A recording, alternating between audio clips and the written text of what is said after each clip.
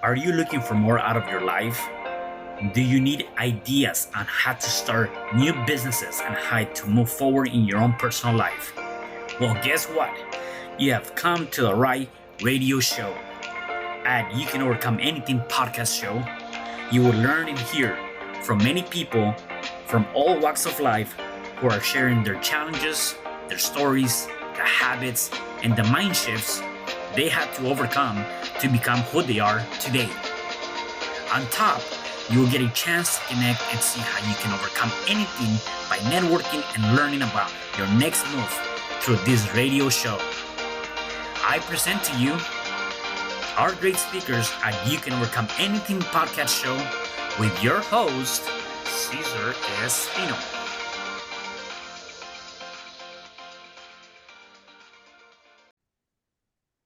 Hello there, and welcome back to another episode of You Can Overcome Anything podcast show. It is your host, Cesar Espino.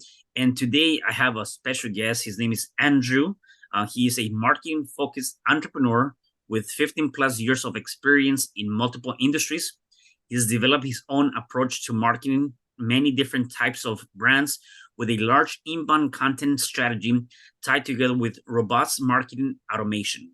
He started his first business at 17, which focuses on marketing for the music industry, and later pivoted into a boutique marketing agency for local businesses. He then developed a marketing agency that specializes in the e-commerce industry, which he scaled to 7 figures in the first 2 years, which led to a quick acquisitions. He's now at it again as the founder and CEO of the BlueTuskr, a full-service marketing agency for e-commerce sellers that helps brands expand their reach through robust digital strategies, targeted media buying, and data-driven analysis, as well as the host of the E-comm Show podcast. Andrew, it's a pleasure having you here. How are you today? Doing good. Thanks for having me, buddy. Yeah, no, definitely. Man, you definitely have done a lot of great things. And that's one thing that I've always appreciated when people they have a vision and then they kind of go after that and then they figure it out. And I know that there's a lot of ups and downs in that journey, and definitely want to learn more about that. Before that, tell me a little bit more about you, your upbringing, where are you originally from, and how was that for you? Yeah, so I was born and raised in South Florida, specifically Boca Raton, so outside of Fort Lauderdale. Um, I I lived there until I believe my early 20s, and then moved up to Central Florida for school, and then moved up to North Jersey because my wife had a nice job up there for a little while, and now we're living outside Philadelphia, Pennsylvania. So Nice. I it's interesting. As a kid, I don't know why. Someone asked me this the other day, and I don't even know really what triggered it, but I've been wanting to be in advertising since I was a kid. My assumption is I saw some really horrible commercials. And I was like, how is this even on TV right now? Yeah. And I was like, I could do better than this. And I always knew I wanted to get in advertising.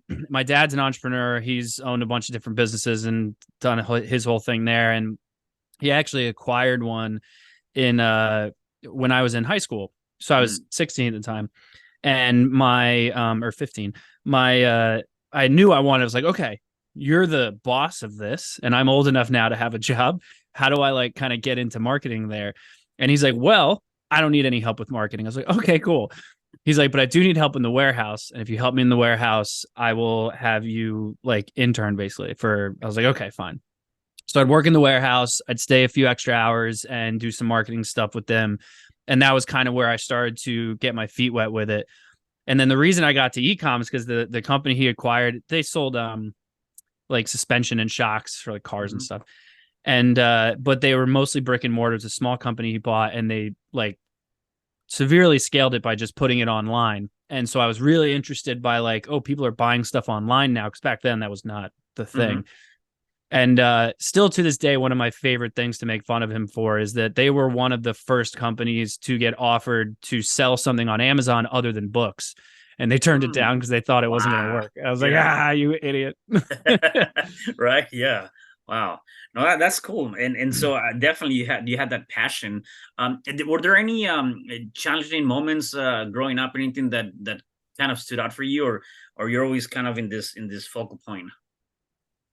Um, I mean, specific to what I do, I mean, there's challenges throughout life in Yeah. many different aspects. Specific to like what I do though, like getting into, I always knew I wanted to get into advertising. And then I learned like, oh, getting into like back then, it was still kind of Mad Men ish. And it was like, I don't even know how to begin getting into that. And then you've got to like, you go to school for it and then you intern and work for free for a while and you kind of work your way up and you don't really get to do what you want to do for years and years on end. And I was like, I'm not waiting that long. So my original thought after I had kind of worked with my dad for a little while, I was in high school. I was in a band for a little bit. I was a drummer, and I was the only one with a little bit of digital marketing experience. So we had to find a way to get ourselves out Mm, there. And this was like right when Facebook was becoming a thing, and like it was gotcha. MySpace was still huge. And so I was like, oh, I'll take this on, right? And then I had moved to Central Florida to wrap up college, and I had joined another band, and that one actually took off for the most parts. We were a good size, we were touring nationally more or less, and doing a lot of stuff. And so someone had to run the marketing, and so I had to really dig into how is that going to work. And so I had to teach myself, and I knew that the only way I'd eventually get into advertising was for me to take the first step into marketing, and the easiest step was through a digital side. So the issue I had always had was getting into those like massive advertising agencies that are paying for Super Bowl commercials and stuff. Like it's not easy to get in there unless you have experience, but then no one wants to give you the experience, Hmm. especially unless you're willing to work for free. So what I used to do was I used the band as like my testing grounds of like I think this works, let's give it a shot, and we'd run some ads and see if it worked, or we'd try some stuff on social to see if that worked. And then I would take that, what we would do, document how it went, what worked, what didn't work, and I would turn it into my own like quote unquote like case study.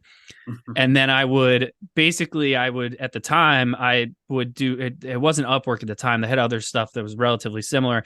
And I would use that as my like proof of concept. And I would just kind of, like any other marketer, if you've got 5 followers and you can get it to 10 in a week, you can be like, I doubled followers in 1 week. Be like, okay, Yeah. it's 5, but good for you. So I would, you'd use percentages more than you use actual numbers, but I would use that to basically go and find clients and be like, oh, I've been doing this for years, when in reality, like I'd only done it for a few months. But like, unfortunately, I am going to learn on your dime, but it's cheap. And so you Hmm. fortunately fake it till you make it, and it worked out. Yeah, yeah. And one thing that I see here, obviously you even throughout your now recently, right? You were always persevering, and you were always going after. You were always working hard. You were always doing something. Like you said, you were doing that. So I want you to tell me about that experience where you had a full-time job, and obviously you were doing the the agency on the side, or you were doing this side hustle. And in November 2020, your job decided to lay you off because they found out that you had something going on the side, right? So tell me about, Yeah. because again, a lot of people, I know a lot of people say, hey, I want to be able to do more. I want to be able to do that. And some people do want to venture out of the 9 to 5. And I know that when that happened, you had a decision to make. Either I go back and find a job, or I'm gonna just, go and take my leap of faith, right? So talk Yeah. about that experience. Oh man. That was probably, it was very interesting to feel like I was so good at what I do and then all of a sudden lose my job and be scared out of my mind. So what had happened was, I mentioned we moved up to North Jersey. My wife was working in New York City. It was counter commuting, Hmm. doing really well. And so I was a partner at an agency, and we exited that agency in late 2019, but I was very much a minority partner. So I still like, we wanted to move. We had the opportunity. She was working remote. This was right before the pandemic. She had already turned remote. Yep. And I was like, okay, this is a good opportunity for us to move. And so we wanted to move closer to family. So we moved outside Philadelphia. And so I was like, look, we made a decent amount on the exit, but I was a minority, so it wasn't going to last us very long. I was like, why don't I'll take my time, but let me find a job. Hmm. I got lucky, fell into a job pretty quick, paid really well. It was in-house. It was right up the road. So I was like, okay, this is great. I was the only marketer at a pretty decent sized 8-figure brand. And the whole thing they were doing, I was like, this is exactly my wheelhouse. This is perfect. This worked out great. Well, then I'm working there for 3 months, if that. Mm-hmm. And the pandemic hits, right? So now we're in March. I just moved into my house in April. So March, pandemic hits. Thank God we closed like right before all that happened. So we moved into our house in April. And so he's like, hey, we're all staying remote, right? So the entire team staying remote. So I'm like, okay, I'm working from home. And we had I knew that I wanted to get back into the agency space because there was a lot of stuff about the prior agency that I thought could have been run better. Mm-hmm. And so I was like, all right, what I'm going to do is I'm going to just kind of do this as a side hustle, make a little bit of extra cash, take my time and do this and just let it work itself out. I've got a great paying job. I don't need to rush into this. Well, I'm a big fan of like content creation, right? Mm-hmm. Like it's building an asset as opposed to paying for leads and sales with advertising is much better. And if I'm not relying on the cash, it was great. So I started a podcast. I had blog posts and stuff going up. I had a couple of clients. So I was like, all right, I got some cash. Let me, create a small website and just kind of like eased into it. Well, the podcast took off. And I didn't expect that. What I did was a little bit back then, I've changed it since, but back then what I would do is these quick, like maybe the longest one was 15 minutes, if that. And it was quick, like, here's how you do this, right? And it was just in and out, quick little ideas for people. And then that would be it. Well, it took off in the e-commerce industry and it somehow got across my boss at the time, found it. And so my whole thing was like, I have a job and I just moved into this house into an area I don't know. It's a pandemic. We're all stuck here. Like I would wake up and I would solely focus on the job that I had. But then in my free time, it's a pandemic. Where am I going? Right. So I'm spending my nights and weekends just kind of doing this stuff because I love doing it. It helped me kind of keep my ear to the ground of what's going on in the industry. Plus with other clients, I would get to test stuff that maybe was a good idea for them, but my boss at the time was kind of weary about. So I'd bring it to him of like, okay, this works. Let's do this. And so podcast took off. And so he calls me into his office one day and he's like kind of towards the end of 2020. It was in November when people are like kind of feeling out, going back out. And so we're all sitting, in different corners of the room so that no one's like going to get sick or anything. We all got masks on. And so I'm going in like, all right, Black Friday prep. Here's what I got. Here's the holiday plan. Blah, blah. I start going through. He goes, okay. He's like, well, before we get into that, let me ask you. He goes, what's BlueTuskr? And I went, oh. And I told him, I was like, it was just it's kind of a side gig. I was like, it helps me with keep my ear to the ground and stuff. I've got a couple small clients. I go, it's just my nights and weekends hobby. Like that was it. That was all it was at the time. And he didn't like that. So he took it as like, he's basically like, you're not as committed, you're not as passionate about this as we are, and you're not going to work out here.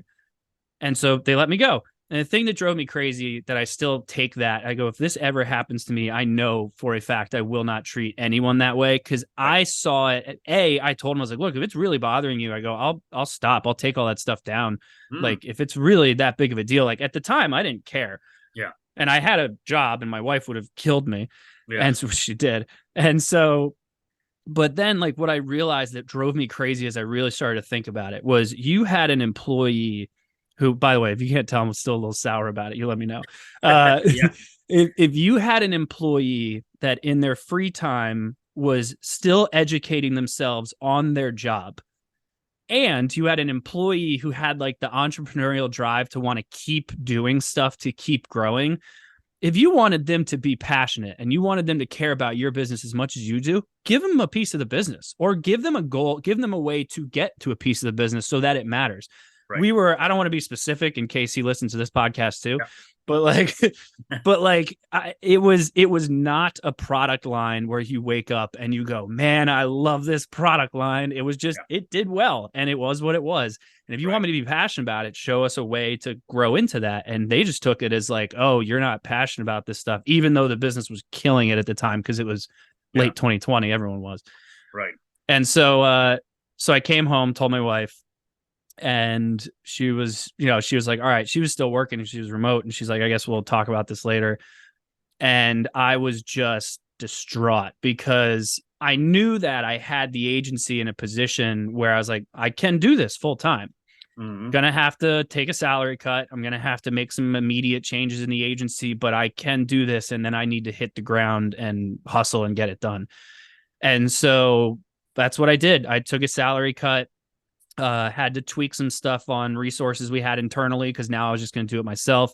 Hit the ground running to find some newer clients and stuff, and then I knew that the concept I had for the agency was better than our old one. And we grew that one and exited that one in like 2.5, 3 years. And I was confident that I did most of that work. So I was like, I know I can do this. So I told my wife, I go, look, give me like 3 months to figure this out. And if I don't get anything mapped out in time, I will start looking for a new job. But it was pandemic. So I'm like, I don't even know who's hiring right now or what's being hired for. But I mean, it all worked out. Luckily, the company that had acquired our previous agency burned that agency to the ground. So every old client that found out that I was starting stuff off, they just moved over. And so it was a nice little transition. Yeah, no, that's huge. Talk about lessons, and even with that, and the idea of the job, not being able to support you 100%, or even giving you the ability to continue to learn and to continue to grow, and even that, right? Talk about the lessons, right? And part of that, I think you kind of mentioned that here is that change can be scary, right? And definitely it is, and especially when you know that you just lost your job, you just bought a house. I mean, all of those different things. You're in the middle of pandemic, or the beginning of the pandemic, I guess. And so that could be very scary. Except I like what you said, and that is, change can be scary, but it's always a good thing. The more you believe that you can do something, the more likely you are able to do it, right? And I think that's a huge lesson in itself, is being able to say, you know what, I have an idea. I know I can make it happen. And to an extent, you kind of burn your boats. You don't have any other option other than, either I go back to work, or I'm gonna take and dedicate myself and do this. And that's the other thing that you did. I call it plan setting. Except you created a goal and you say, you know what, give me 3 months. And if in 3 months I'm not able to make it, fine. Then I'll just give up on this for now and then go back to the 9 to 5. Except the fact that you created that plan setting, or you gave yourself that time frame. And while it might not have been easy, right? You said, I'm going to do whatever I need to do within those 3 months.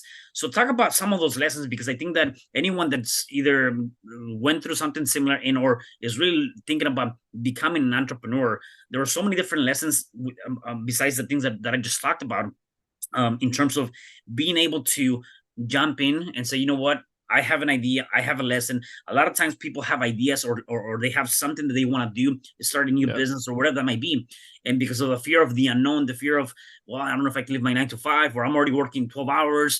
There's so many different elements that because of that, they talk themselves out of doing something, when in reality, that might be the best thing you can do for yourself.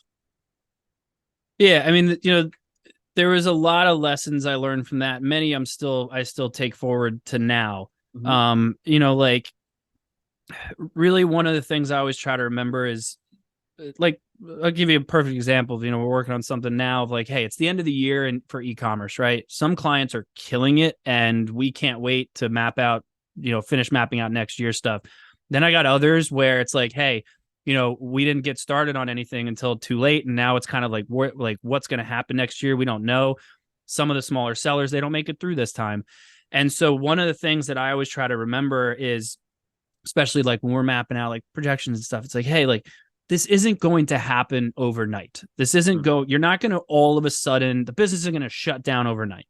The business isn't going to all of a sudden skyrocket overnight. And from that lesson that I learned was like, hey, the agency is not going to skyrocket overnight, but I'm also not going to run out of cash in 24 hours. Like, I was lucky enough to be in a decent spot. I go, let's make a very financial decision on this, of like, how much runway do we have for me to give this a shot. But it was also a matter of like, this is a big change and it's scary, but I've never in my life had any change that didn't eventually work out in a way that was good. And to me, it kind of depends on how you look at it, right? Like, if it works out and it's like, okay, the job fired me, this is a scary change, I'm going to start this new job and I'm going to see if I can start this business. That ended up being a very good change, right? Then you can look at it the other way, right? Like, you make a big risk in the business and you lose a ton of cash, and you're like, oh, I should have never done that. I regret doing that, blah, blah. I don't really regret anything because now I've learned that lesson. So I know as I grow, I'm never going to do that again. So it's like there's positive change and there's negative change. But at the end of the day, it's all, if you're happy with where you're at today, it's because of the good and the bad stuff that happened to you in the past. And it's all about taking those lessons and continually like taking them forward with you and just embracing whatever the change is and accepting the fact that like nothing's going to happen overnight. You start changing stuff. You start, you want to tweak things. You don't want to tweak things. You want to leave it as is, like whatever you want to do. It's not going to happen overnight. You've got plenty of time. Take a deep breath and slow down, because those high anxieties of as soon as you put a goal, no matter what you put your timeline, you want to hit that goal now. It's not like, oh, I'm willing to wait 3 months to hit that goal. It's like, no, I want to hit it now. And so as soon as it becomes like a acceptance of I'm going to do everything I can to get there, I'm going to make as many decisions I feel that are right. And then if they're wrong, they're wrong. And I figure out something else to do. You're going to be fine. Everyone's alive. You're healthy. Be thankful. Yeah, I definitely like that. And one of the things that I tell people is oftentimes, we are so afraid of making that decision. And like you said, you got to make that decision. And I do believe that the decisions and choices that we make today will determine the quality of life that we have tomorrow. And if you, as you mentioned, if you feel like you made a wrong decision, you're still alive, you're still healthy, there's still other things you can do. The biggest thing is we got to be able to pivot and make a new decision, and don't stay with that decision that you feel like is not serving you, right? And so, I think when we're looking at how can we get better and how can we keep moving forward, how can we excel, how can we create something, is by really moving forward, and also by recognizing that what happened yesterday, or the failures, if you want to call them that, they were not really failures. There were really lessons that are teaching you on what to not do next time, and you can get better at it, right? Yeah, exactly. I completely agree. So tell me a little bit about your agency now. Obviously, you're doing that 100%. Exactly what are the things on how you help customers? Who is your target type of customers that you're looking to get? So we're a full service marketing company for e-commerce sellers. So in layman's terms, we basically act as like an outsourced marketing department. So like our account strategists act as like fractional CMOs, and then we have experts within each strategy, whether that's SEO, retention marketing, social, paid ads, that kind of stuff. And they basically act as fractional heads of those departments. When I was in-house prior to the agency we exited, really what I had noticed, I was in-house at a bunch of different e-commerce brands, good sized brands, all like, mid to high 8 figures. And I was the only marketer. And, in e-commerce, a lot of people like to outsource. Like they'll ship stuff overseas, they'll use agencies, all this kind of stuff. And the issue I would always have is I could never get the agencies and the contractors to like stay on the same page, and like the left hand never knew what the right hand was doing. And so like my SEO guy never talked to my paid ads guy, and it was a nightmare. It was like, can you guys please just stay on the same page? And I spent most of my job was account managing, and I'm like, it's my account. This is stupid. Like, I don't want to do this. So what I realized was like, all right, there's got to be like a single place where I can do all this. But the issue that I found was all of those places, traditionally full service agencies are structured where they have respectfully to them, like mostly generalists, where it's a lot people who know a lot about a little, right? Gotcha. I'm sorry, a little about a lot. Yep. And so you get X amount of hours from X amount of people that can help you execute things, but that's about it. And the issue I had was like, no, I know the benefit of having an expert and usually like a specialized agency, but I also know the bad part, which is they don't talk to anyone else. So what I wanted to do was develop, it's a little kitschy, but like an agency of agencies. So each of our departments is really treated like its own agency, like an SEO agency and a paid ads agency. And even under the paid ads, we've got Google specific and Facebook and all marketplaces. And so that way, when we're working with clients who have specific aspects of their business, I have a specialist in-house who can help and oversee that strategy, as opposed to like trying to get everyone to hop on a Zoom call at some random time. Like, no, they work here. So like they're all under the same and we're all remote, but they're all under the same umbrella and they all Right. know the same strategy. Everyone's on the same page. So that's kind of our biggest differentiator. Got you. And then I would assume that most of your clients they're US based or they're really all over the place. They're mostly US based, just because we are, so we find them easier that way. But we've got several in Canada, several in the UK, oddly enough, a lot in Australia and New Zealand. Hmm. And a couple in Ireland, a couple in Mexico, a couple Yeah. in I think they're in Brazil. I can't remember. But yeah, like they're pretty much all over. Most of them are in the US. Got you. What is the biggest thing that you work on with? I mean, I know every client is different. I guess maybe the better question is, what is the one thing that if you were to, whether they're new at starting their business, e-commerce business, or they're already been in that business, what is that one thing that they need to do to really stand out from a marketing perspective? Um, quality product. Okay. Like it is hands down. We've always realized there's a certain type of client that works really well, and it's actually not the industry or the customer they're going after, something like that. It is the entire team's ability to know the customer inside and out. Who are they? Where are they? How are they feeling when they're shopping? How do I want them to feel after they purchase? Like that kind of thing. And then quality product. If they have a quality product, marketing's job is simply to get the product in front of the right people and then encourage them to take an action, ideally purchase. If the product is quality, word of mouth picks up. You retain them if you've got repeat purchases. That's the easiest part. We've got way too many people we speak to that are just checking boxes. Like, I need to sell a product, so this is the product I got. I should be on Facebook, so I'm going to do it. I should be on TikTok, so I'm going to do it. As opposed to doing the real deep research and constantly improving on the product. Because at that point, my job's easy. It's really just like, hey, I'm going to make sure that your money to get your product in front of other people is very well spent. But if you don't have a good product, it's going to take me a lot of money to get it in front of the right people. And even then, if they're not interested and they don't like your product, I can't do anything about that. And so that's the biggest thing, is I don't see enough e-commerce sellers really focusing on the quality of their product. Yeah, no, that makes sense. If people want to connect with you, find out more about your agency, how can they work with you? Where can they find you? I'm everywhere. At least I try to be. So all social, Facebook, Instagram, Twitter, X, sorry, X. TikTok, LinkedIn, everything would be at Andrew Maff. Okay. And then for the company, same thing, at BlueTuskr, or you can email me, Andrew at BlueTuskr, or just head over to BlueTuskr.com. Okay, awesome. Let me ask you this. Obviously, you definitely set up a good business, and I think a lot of that has to do with the things that we do for ourselves, like as people, right?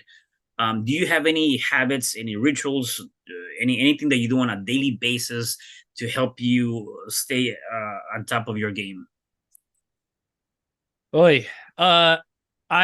Me personally, I exercise a lot. I like to, I'm not a fan of the entrepreneurs that are like, I get up at 4 a.m. and have 8 eggs and lift for 6 hours. Like, no. I Yeah, get up at 6 a.m., but I'm also asleep by like 9:30.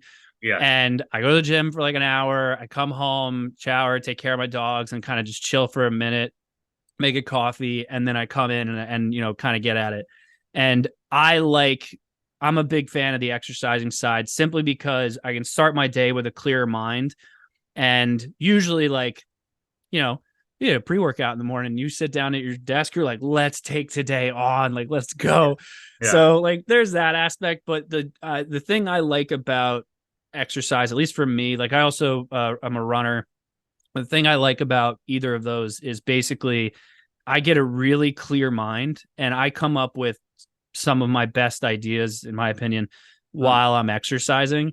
And so I take that and come in and then adjust stuff. And then on the weekends is where I try to like really step away and just take a deep breath and appreciate the hard work I'm putting in by spending the time with the people that I'm literally doing this for. Like, I Mm. love hanging out with my dogs, my wife, and when she's away, like I still have my drum set up. So like that's my hobby of like I still kind of have that. So having that, I don't really like the term work-life balance because I think it's getting overused and being I abused agree. a little bit. I agree. But I think that everyone has their own version of that. Like me, for fun, I work. I like working weekends, but it's not like I'm a hustler. It's literally just like some of this stuff is fun to me. So I just do the fun stuff. I don't do the Yeah. stuff I don't want to do. Yeah. And so it to me, it's having kind of that balance of focusing on just the things you enjoy versus, the things that are driving you insane. Yeah. It is funny you mentioned that. People ask me like, when do you work? And I'm like, never and all the time. When are you on vacation? Never and all the time. Because to me, it's the same, right? I can be on a cruise, or I can be on vacation and I'm doing the things that I like to do, like working or producing income, right? And vice Mm-hmm. versa. Like, for me, I don't see a difference, at least not now. Obviously, when I used to have my 9 to 5, that was definitely the case. Now, for me, it's like, I enjoy what I do. And so for me, I don't see it as you mentioned, I don't see it as work. And definitely, like anything else, there are things that perhaps I may not like as much. Nevertheless, I balance that stuff, and for me, it's the same thing. Like, I really don't see a difference between one or the other, because I Yeah. genuinely do like what I do. So yeah, Yeah. I like to document the things that I hate doing and then put SOPs together and outsource it and give yeah, it to someone and go, that's the benefit of being an entrepreneur is I can work 24/7 if I want, if hmm, I'm enjoying the stuff I'm doing. But if I'm not enjoying it, it's work and it sucks and I don't want to do it. So what I do is I go, okay, I hate doing all this stuff. So to ease my anxieties of having to deal with it, I go, okay, here are the things I hate doing. My next goal is to just get this stuff off my plate permanently so that I can enjoy what I'm doing. And I know, and I say this to my team all the time, if they're let's say they're in social media and they're like, oh, I really want to get into SEO. Like, great. If you enjoy SEO, I want you doing SEO because you're going to do a good job at it. If you don't enjoy it, you're going to put out trash work. And it's the right, same thing for mm, everything. So you yeah. work on finding ways to like, how do we get you to work on what you enjoy doing? Because that's how I'm going to get the best work.